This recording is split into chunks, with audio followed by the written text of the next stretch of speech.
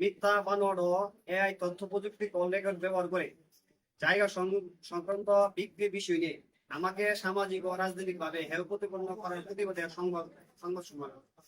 আমার এই সংবাদ সম্মেলনের মূল উদ্দেশ্য আমাদের গ্রাম, আমাদের সমাজ এবং আমাদের তরুণ প্রজন্মকে মাদকের ভয়াল থাবা ও নৈতিক অবক্ষয় থেকে রক্ষা করা। আপনারা জানেন, একটি সুস্থ সমাজ গঠনে যুব সমাজের ভূমিকা অপরিসীম। কিন্তু অত্যন্ত দুঃখের সাথে জানাতে হচ্ছে যে দীর্ঘদিন ধরে আমাদের এলাকায় পপি আক্তার নামের এক নারী প্রশাসনের চোখ ফাঁকি দিয়ে মাদক ব্যবসা, ইয়াবা ও দেহ ব্যবসা বিভিন্ন অনৈতিক কার্যক্রম চালিয়ে আসছিল। এর ফলে আমাদের এলাকার স্কুল কলেজ পড়া তরুণ ও যুব সমাজ ধ্বংসের মুখে পতিত হচ্ছিল। বৃদ্ধি পাচ্ছিল সামাজিক অপরাধ।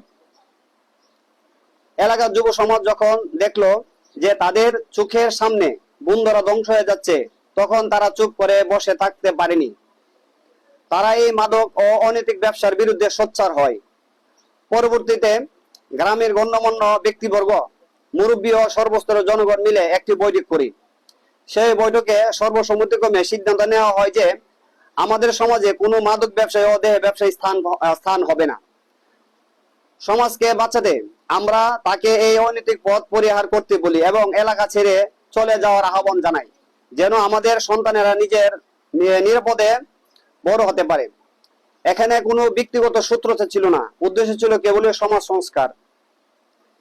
কিন্তু অত্যন্ত উদ্বেগের বিষয় হলো নিজের অপরাধ আড়াল করতে এবং আমাদের এই সামাজিক আন্দোলনকে প্রশ্নবিদ্ধ করতে পপি আক্তার এবং একটি কুচক্রী মহল এখন এক অভিনব ও বিপজ্জনক পথ বেছে নিয়েছেন।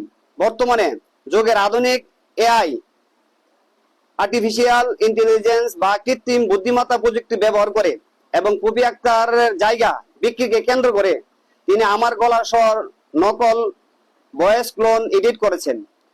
তিনি সম্পূর্ণ ভুয়া এআই এডিটের অডিও রেকর্ড তৈরি করে আমার নামে মিথ্যা ভিত্তিহীন অপবাদ দিচ্ছেন এবং প্রশাসন ও আইন শৃঙ্খলা রক্ষাকারী বাহিনীকে বিভ্রান্ত করার চেষ্টা করছেন। পপি আক্তার আমাকে ফাঁসানোর জন্য এই ডিজিটাল জালিয়াতির আশ্রয় নিয়েছেন, যা একটি গুরুতর দণ্ডনীয় অপরাধ। এর তীব্র প্রতিবাদ জানাই। আমি অমর মোহাম্মদ অপু, আমি বয়সে তরুণ। আমি আপনাদের বিশ্বাস এবং বিশ্বস্ত নিয়ে যে নেতৃত্বের দায়িত্ব পেয়েছি, আমার উপর আপনারা যে আস্থা রেখেছেন, আপনাদেরকে সাথে নিয়ে আমি সে আস্থা জীবনের শেষ দিন পর্যন্ত সততার সহিত পালন করে যাব ইনশাআল্লাহ। আমাদের এলাকার গণ্যমান্য ব্যক্তি, আমাদের যে মাদক বিরোধী যাদের নিয়ে আমরা আন্দোলন করতেছি, আমাদের যে বাংলা জাতীয়তাবাদী দল সিনিয়র নেতৃবৃন্দ রফিকুল ইসলাম রফিক ভাই, আরিফ ইসলাম আরিফ ভাই, শাহিন ভাই, মুজিবুর ভাই, আরো সিনিয়র নেতৃবৃন্দের সাথে আমার কথা আলোচনা হয়েছে, কথা বলছে। তাদের সাথে কথা বললা আমাদের যে মাদক বিরোধী সংগঠনের যে যারা আছে তাদের সাথে কথা চলতেছে। আমরা সামাজিক ভাবে আইনগত ভাবে ব্যবস্থা নেওয়ার চিন্তা ভাবনা আছে। হ্যাঁ, প্রস্তুতি নিতেছি আমরা। সেখানে যে মাদক কারবারি পপি বেগম, সে কি এলাকায় আছে নাকি নাই? না, সে চিহ্নিত মাদক ব্যবসায়ী। হ্যাঁ, চিহ্নিত মাদক ব্যবসায়ী ও দেহ ব্যবসায়ী। সে মূলত হইলো আপনার চট্টগ্রামের বাসিন্দা, চট্টগ্রামের ভোটার। কিন্তু তার এই যে আত্মীয় স্বজনে এই এলাকা থাকে, কিন্তু সে মূলত চট্টগ্রাম বাসিন্দা, চট্টগ্রামের ভোটার। সে এই এলাকা থাকে না, চট্টগ্রাম থাকে। এখন সে চট্টগ্রামে আছে। তার সাথে আপনার কেসটা কি নিয়ে? মানে শুধু মাদক ব্যবসা বাধার কারণে? হ্যাঁ, মাদক ব্যবসা আর দেহ ব্যবসা। আমরা এলাকাবাসী, আমরা শুধু আমার না, এলাকাবাসীর ইচ্ছা সে এলাকা থেকে সে চলে যাবে। আজ থেকে আরো 15-20 দিন আগে, 1 মাস আগে আমরা বলছি, হ্যাঁ তুমি সতর্ক হয়ে যাও, তুমি এলাকাতে চলে যাও বাড়িগুলো।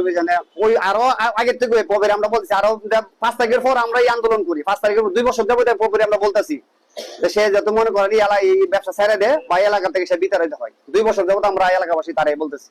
এই যে আজকে 1 সপ্তাহের কথা না, 2 সপ্তাহের কথা না, আজকে 2 বছর যাবো তারাই আমরা বলতেছি।